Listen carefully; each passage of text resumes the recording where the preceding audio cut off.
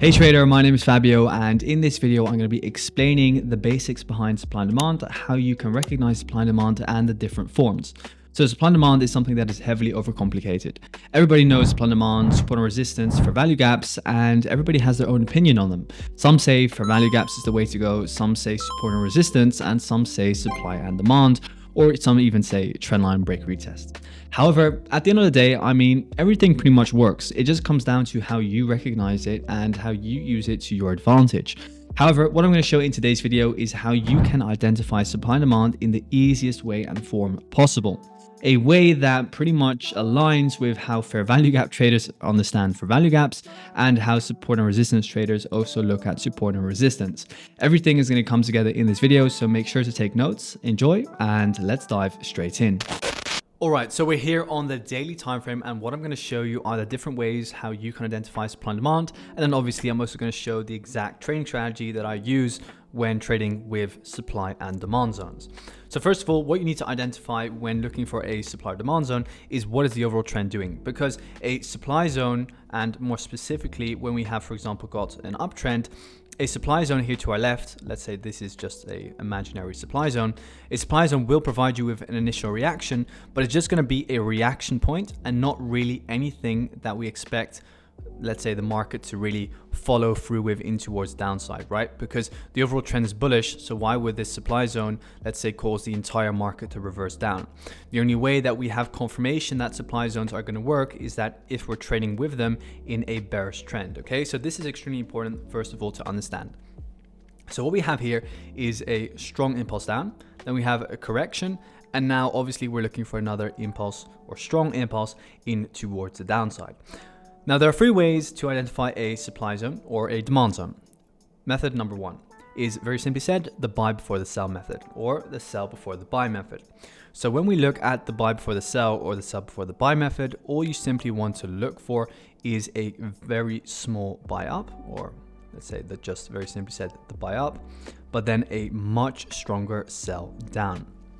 Now, what you then expect is that the buy before the sell will then be your area of supply, okay? So a good example of this is over here. What you can see over here is that we have a buy up for a strong sell down that broke market structure. So now what we expect is that the market will come back up in towards that supply zone and then head down lower again, okay?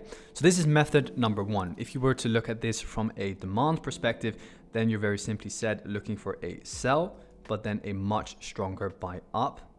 And then what you expect is that this will then be your demand zone over here, from where you then want to again look for a potential long opportunity. You'll then look for the retest and then the continuation in towards the upside. Now, an example of a sell before a buy and a buy before a sell can be found anywhere pretty much on the chart. Very simply said, over here we have a sell down over here. So we have this sell down, buy up, market comes back in and then pushes back out again. Again, what you have over here is another zone. So again, you have a sell down, strong buy up, market comes back in, moves straight back out again. So that's the example of a demand zone. And then very simply said, the example of a supply zone can also be found mostly in a bearish trend, where we, for example, have gotten over here a buy up candle, right? So this is your buy up, strong sell down, market comes back up exactly in towards that zone twice and then sells back down again, right? So over here it sells off and over here it sold off as well. So that's very simply said how you can use the buy before the sell or the sell before the buy method. And now in this particular example, what we're going to do is we're going to identify it over here as the buy before the sell. Okay, so this is method number one. Method number two is also very simple. All you're going to be looking for is a so-called liquidity high or low. So what I expect is that there is going to be a demand zone or a supply zone above or below a swing high or swing low. So very simply said, over here we have an area of consolidation. This is the overall impulse down, but inside of that area, or above that area, better said, there is liquidity. So when you have an impulse, especially an impulse as strong as this, there are going to be these mini bumps in the road, okay? And above these bumps in the road, I expect there to be liquidity. And this area of liquidity can also be seen as an area of supply or demand. In this particular example, obviously it's going to be an area of supply because it's in line with the overall impulse in towards the downside. Now, if we were to look at this in the other way, what we have then gotten is this is the impulse up. This then is your liquidity low over here. And I expect there to be demand underneath it. And as you can see, as soon as we tap underneath this low over here, there is some form of support, but there's no real follow through to look for any potential longs. However, this time it is different because when we tap in towards this supply zone, what you see happening is that there is a market structure shift. So the market was bullish in towards the upside over here with fractal structure more specifically. And then what happened is that the market shifted bearish once we broke this low, meaning that at this time, again, we have a buy up for a sell down, which is now your active area of supply in line with the overall, let's say, swing structure, right? Because this is your swing down. We expect this to be the correction, but therefore another swing down. Your fractal structure is then also bearish, and we now also have a supply zone that is in control after grabbing liquidity above this high. Now, if we were to look at this trade from, let's say, a confluence perspective, we have 1, market structure, we have 2, liquidity, we have 3, supply and demand, and we have number 4, PVD. So PVD is very simply said, premium versus discount, and even simpler said, just Fibonacci retracement. So if I were to draw in a Fib retracement on this overall leg, you can see very clearly that we have retraced into premium pricing. Now, premium pricing is a good price to sell from and is everything above the 0.5 Fib retracement level. And as you can see over here, we're trading above the 0.5 Fib. We have the market structure shift. We're both swing bearish and fractal bearish. And as we can see, the overall supply zone is now in control. So this to me means that overall we are looking for a sell from, again, the overall buy up before the sell down. As you can see previously, buy up, sell down, tap back in, push back out again. Again, this is the overall buy up for the sell down. And now we refined the overall buy before the sell to the most recent buy before the sell over here. Right, so now we've discussed 2 methods of identifying supply and demand. Again, method number 1, the buy before the sell or the sell before the buy method.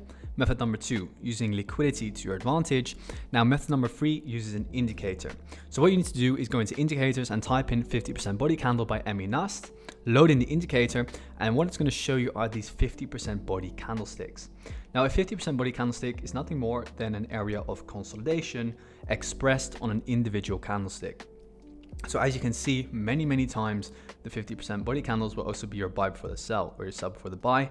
And the only rule that you actually need to understand is that you just need to take the 2 most recent candlesticks and draw the zone from wick to wick. So for example, over here, what you have are these 50% body candles. You can see the market comes back in, pushes back out again.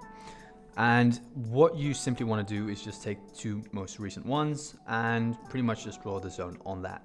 However, what's important to understand is that you always want these 50% body candlesticks to break structure, right? There needs to be a big impulse after creating those 50% body candles, because you have 50% body candlesticks everywhere on your chart, but they're most effectively, or they're going to be the most effective when they actually also achieve something such as a break of structure. So for example, over here, we have a 50% body candle. You draw on a zone on it from wick to wick. We have a strong sell down. It broke this trend line. It broke market structure.